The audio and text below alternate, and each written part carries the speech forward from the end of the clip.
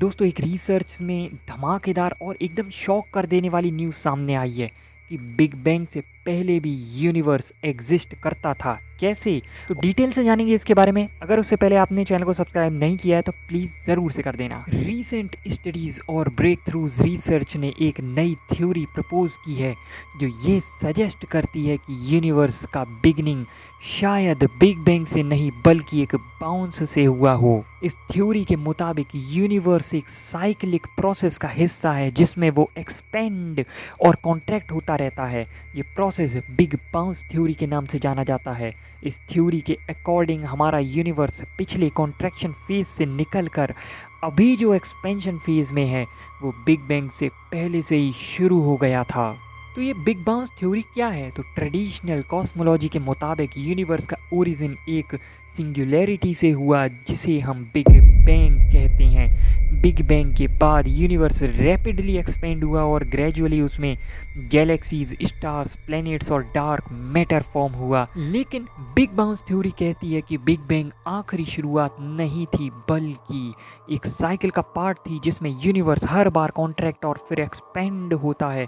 इस थ्योरी के मुताबिक जब यूनिवर्स अपने कॉन्ट्रैक्शन फेज में होता है तो वो एक सिंगुलैरिटी तक कॉन्ट्रैक्ट करता है जिससे फिर से एक एक्सपेंशन होती है जो एक नए यूनिवर्स को जन्म देती है। डार्क मैटर और ब्लैक होल्स का रोल। एक रीसेंट स्टडी में साइंटिस्ट ने यह प्रपोज किया है कि जब यूनिवर्स अपने कॉन्ट्रैक्शन फेज से एक्सपेंशन फेज में ट्रांजिशन कर रहा था उस वक्त डार्क मैटर का कंपोजिशन ब्लैक होल से हुआ था। डार्क मैटर एक मिस्टीरियस सब्सटेंस है जो यूनिवर्स के मास का मेजर पोर्शन बनाता है, लेकिन ये डायरेक्टली ऑब्जर्व नहीं किया जा सकता। साइंटिस्ट अब तक ये नहीं जान पाए हैं कि डार्क मैटर किस चीज़ से बना है, लेकिन ये थ्योरी सजेस्ट करती है कि डार्क मैटर शायद उन ब्लैक होल से बना हो जो पिछले कॉन्ट्रैक्शन फेज के दौरान फॉर्म हुए थे। इस थ्योरी के मुताबिक जब यूनिवर्स कॉन्ट्रैक्ट होता है तो मैटर इतना डेंस हो जाता है कि ब्लैक होल्स फॉर्म होने लगते हैं। ये ब्लैक होल्स यूनिवर्स के एक्सपेंशन फेज में भी सरवाइव करते हैं और डार्क मैटर के फॉर्म में प्रेजेंट रहते हैं।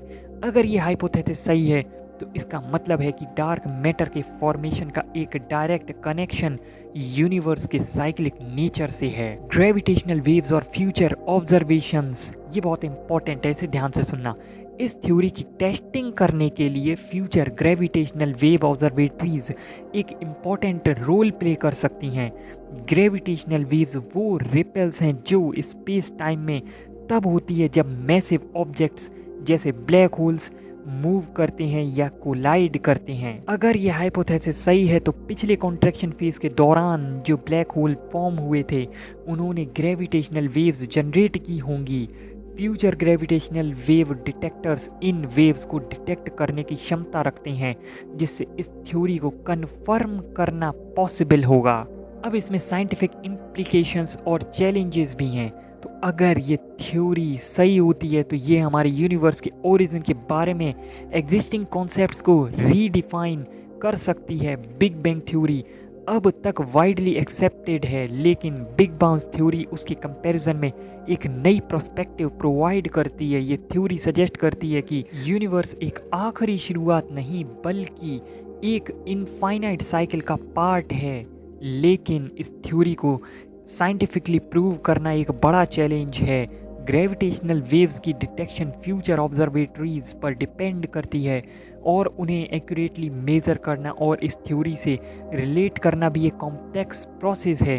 अब तक हमारे पास जो डाटा है वो इस थ्योरी को सपोर्ट करता है, लेकिन फिर भी इससे फुली एक्सेप्ट करने से पहले और कई स्टडीज़ और ऑब्जर्वेशंस की ज़रूरत है। कॉस्मिक माइक्रोवेव बैकग्राउंड जिसे हम CMB कहते हैं और गैलेक्सीज में स्टेलर मूवमेंट के ऑब्जर्वेशन से ये पता चला है कि यूनिवर्स में 80% डार्क मैटर से बना हुआ है। मतलब जो टोटल मैटर है उसमें से 80% डार्क मैटर है। डार्क मैटर एक ऐसी चीज़ है जो डायरेक्टली विजिबल नहीं होती, लेकिन अपने ग्रेविटेशनल इफेक्ट्स के ज़रिए ये बाकी मैटर पर अपना असर दिखाती है। अब तक साइंटिस्ट डार्क मैटर के कंपोजिशन को समझने में कामयाब नहीं हो पाए हैं, लेकिन एक नई स्टडी ने इसके ओरिजिन और बिग बैंग से पहले के यूनिवर्स के बारे में कुछ इंटरेस्टिंग आइडियाज प्रपोज किए हैं। Universe before the big bang. नई रिसर्च के मुताबिक बिग बैंग से पहले का यूनिवर्स बिल्कुल अलग था। रिसर्चर्स ने ये सजेस्ट किया है कि डार्क मैटर शायद प्रीमोर्डाइल ब्लैक होल से बना हो जो पिछले कॉन्ट्रैक्शन फेज के दौरान फॉर्म हुए थे। कॉन्ट्रैक्शन फेज वो पीरियड था जब यूनिवर्स रैपिडली श्रिंक हो रहा था और अपनी करंट साइज से 50 ऑर्डर्स ऑफ मैग्नीट्यूड छोटा हो गया था। इस प्रोसेस के दौरान मैटर इतना डेंस हो गया कि ब्लैक होल्स फॉर्म होने लगे। ये ब्लैक होल्स जो प्रीमोर्डाइल ब्लैक होल्स कहलाते हैं यूनिवर्स के एक्सपेंशन फेज में सरवाइव कर गए और डार्क मैटर के रूप में अपना प्रेजेंस दिखाने लगे। अगर ये थ्योरी सही है तो इसका मतलब है कि डार्क मैटर और ब्लैक होल्स का कनेक्शन यूनिवर्स के कॉन्ट्रैक्शन और एक्सपेंशन के साइकिल से है। डेंसिटी फ्लक्चुएशंस और डार्क मैटर। इस थ्योरी में ये भी प्रपोज किया गया है कि यूनिवर्स के कॉन्ट्रैक्शन फेज के दौरान डेंसिटी फ्लक्चुएशंस हुए जो प्रीमोर्डाइल ब्लैक होल्स के फॉर्मेशन का कारण बने।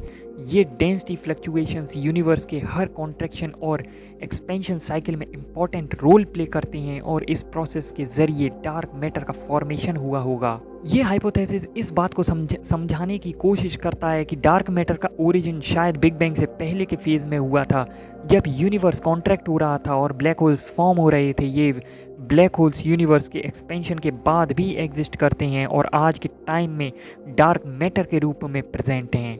अगर ये सब कुछ सच साबित होता है तो ये सजेस्ट करता है कि यूनिवर्स एक साइक्लिक प्रोसेस का हिस्सा है जिसमें कॉन्ट्रैक्शन और एक्सपेंशन के फेजेस रिपीट होते रहते हैं और डार्क मैटर जो अब तक एक अनसॉल्व्ड मिस्ट्री बना हुआ है शायद प्रीमोर्डाइल ब्लैक होल से बना हो जो पिछले कॉन्ट्रैक्शन फेज के दौरान फॉर्म हुए थे। प्रीमोर्डाइल ब्लैक होल्स जो यूनिवर्स के बिल्कुल इनिशियल स्टेज में बने थे डार्क मैटर की मिस्ट्री को सॉल्व करने में मदद कर सकते हैं।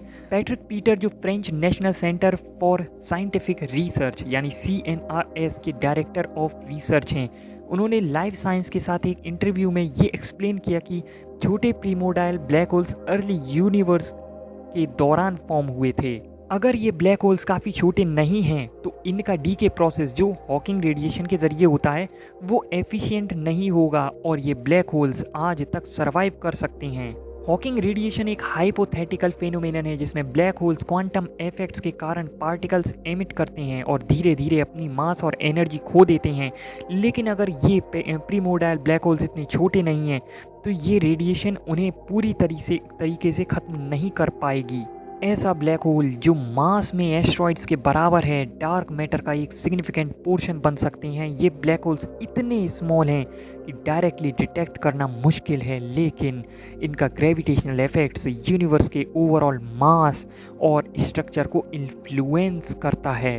पैट्रिक पीटर ने यह भी हाईलाइट किया कि ये रिसर्च इसलिए इम्पॉर्टेंट है क्योंकि ये डार्क मैटर के फॉर्मेशन के लिए एक नेचुरल एक्सप्लेनेशन प्रोवाइड करती हैं जो यूजुअल इन्फ्लेशन बेस्ड थ्योरी से अलग है। इन्फ्लेशन थ्योरी के मुताबिक यूनिवर्स के अर्ली एक्सपेंशन के दौरान फ्लक्चुएशन से डार्क मैटर पार्टिकल्स बन सकते हैं, लेकिन ये नई स्टडी सजेस्ट करती है कि प्रीमोर्डाइल ब्लैक होल्स जो कॉन्ट्रैक्शन और एक्सपेंशन के साइकिल के दौरान फॉर्म हुए थे डार्क मैटर का मेजर हिस्सा हो सकते हैं। तो यहाँ से हमें पता चला कि ये साइकिल लगातार चलता रहता है जिसमें हर बिग बैंग एक नई यूनिवर्स को जन्म देता है और हर बिग क्रंच जब यूनिवर्स कॉन्ट्रैक्ट होता है उसे बिग क्रंच कहते हैं, एक नई शुरुआत की तरफ ले जाता है। अगर ये थ्योरी सही है तो इसका मतलब है कि हमारा यूनिवर्स एक इनफाइनाइट साइकिल का हिस्सा है जिसमें बिग बैंग और बिग क्रंच लगातार होते रहते हैं। कुछ और थ्योरीज भी प्रपोज की गई थी जैसे क्वांटम फ्लक्चुएशन और वर्चुअल पार्टिकल्स। एक और थ्योरी कहती है कि बिग बैंग से पहले कुछ क्वांटम फ्लक्चुएशन थी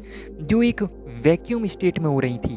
क्वांटम फिजिक्स के लॉज के मुताबिक वैक्यूम स्पेस कभी भी कंप्लीटली एम्प्टी नहीं होता, उसमें क्वांटम फ्लक्चुएशंस होती हैं जिसमें वर्चुअल पार्टिकल्स अपीयर और डिसअपीयर होते रहते हैं और ये क्वांटम फ्लक्चुएशंस इतनी इंटेंस हो सकती हैं कि ये एक बड़ी एनर्जी रिलीज़ कर सकती हैं जो एक बिग बैंग जैसा इवेंट ट्रिगर कर सकती हैं। इस थ्योरी के मुताबिक हमारा यूनिवर्स एक क्वांटम फ्लक्चुएशन के कारण बना है जो एक एम्प्टी वैक्यूम से ट्रिगर हुआ। एक और थ्योरी है जो कि है मल्टीवर्स थ्योरी। तो मल्टीवर्स थ्योरी एक और इंटरेस्टिंग एक्सप्लेनेशन देती है। थ्योरी के मुताबिक हमारा यूनिवर्स सिर्फ एक यूनिवर्स नहीं है बल्कि मल्टीपल यूनिवर्सेस का एक क्लस्टर है ये यूनिवर्सेस अलग अलग डायमेंशंस में एग्जिस्ट करते हैं और हर एक यूनिवर्स का अपना अलग बिग बैंग हो सकता है। इसका मतलब है कि बिग बैंग से पहले भी कई ऐसे यूनिवर्सेस हो सकते हैं जो ऑलरेडी एग्जिस्ट कर रहे हैं। अगर ये मल्टीवर्स थ्योरी सही है तो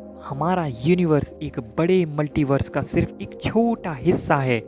बिग बैंग सिर्फ हमारे यूनिवर्स का शुरुआत था, लेकिन इससे पहले भी और यूनिवर्सेस एग्जिस्ट करते थे जो अपने अलग अलग लॉज के साथ फंक्शन कर रहे थे। दोस्तों, एक नई रिसर्च से पता चला है कि हमारे अर्थ के कोर में एक मिस्टीरियस डोनट शेप्ड ऑब्जेक्ट या फिर स्ट्रक्चर मौजूद है। और क्या आपको पता है, आपने जो बिग बैंग थ्योरी पढ़ी है वो पूरी तरीके से गलत है। इसके ऊपर मैंने वीडियो बनाई है। साथ ही यूनिवर्स जो है वो डूम्स डे स्पीड से एक्सपेंड हो रहा है। ये बहुत खतरनाक है और फ्यूचर में लड़के पैदा नहीं होंगे। ये सब भी वीडियो मैंने बनाई हुई है, ज़रूर देखना।